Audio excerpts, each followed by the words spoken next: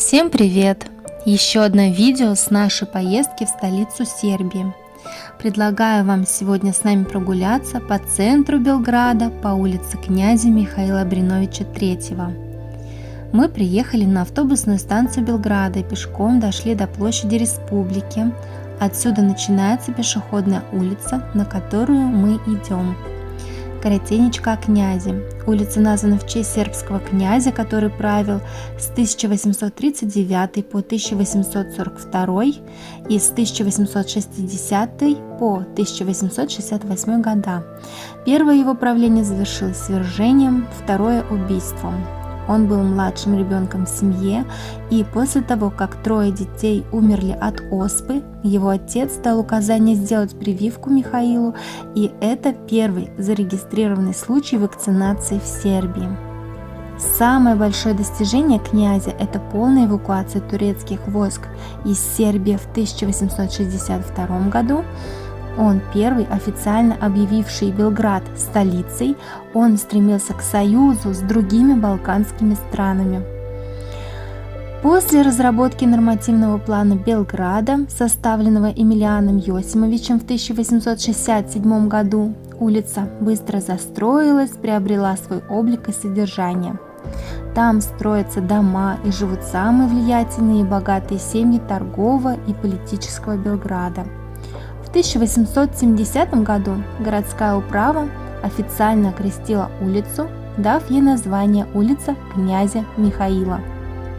Мемориал, посвященный Емельяну Йосимовичу, первому сербскому градостроителю, также стоит на улице князя Михаила.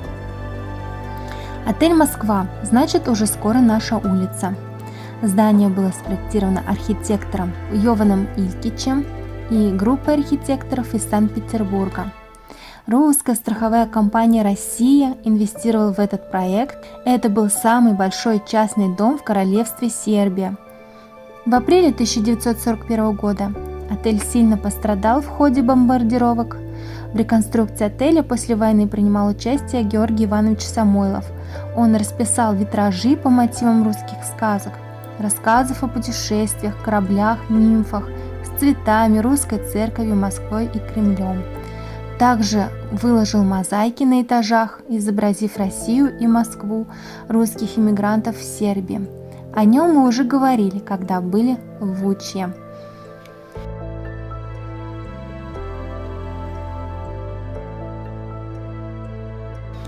Мы выходим на площадь Республики. Нынешнее здание Народного музея было построено в 1903 году для управления фондов, которое позже было передано Ипотечному банку, одному из старейших банковских учреждений Белграда. С 1952 года в этом здании располагается Национальный музей Белграда.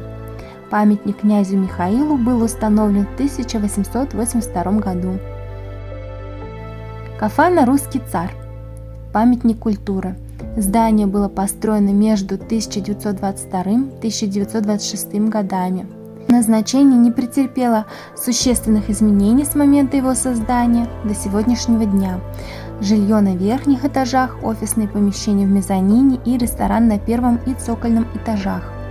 Название «Русский царь», «император» появилось примерно в 1900 году, когда российский император должен был быть крестным отцом короля Александра I Обреновича. Просуществовало до 1926 года. После реконструкции в начале 60-х годов XX века в этом помещении появился ресторан самообслуживания «Загреб».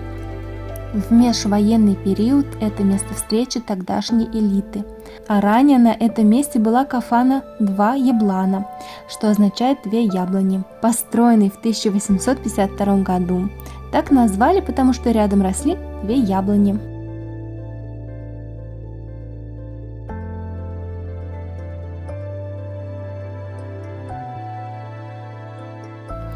Здание Прометнобанка было построено в 1914 году до закрытия в 1949 году. Располагался Прометный банк, а сейчас Белградская банковская академия.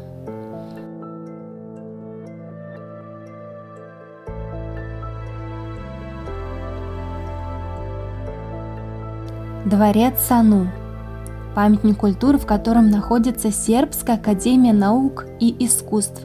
Первый камень был заложен 27 марта 1914 года, однако строительство было прервано началом Первой мировой войны.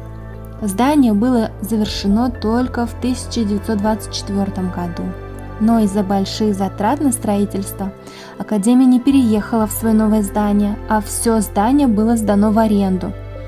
И только в феврале 1952 года она окончательно и навсегда переехала в свой дворец.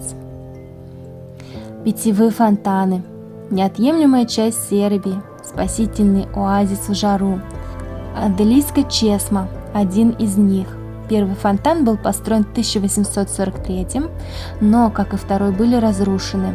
Третий был восстановлен в 1987 году. Палата Зора выполнена в виде вытянутой трапеции, построенной в стиле псевдобарокко. Когда-то там располагалась французская страховая компания, сегодня Институт Сервантеса. Пирамида перед зданием Сербской академии наук и искусств была возведена в 1995 году. Она имеет 4 стороны.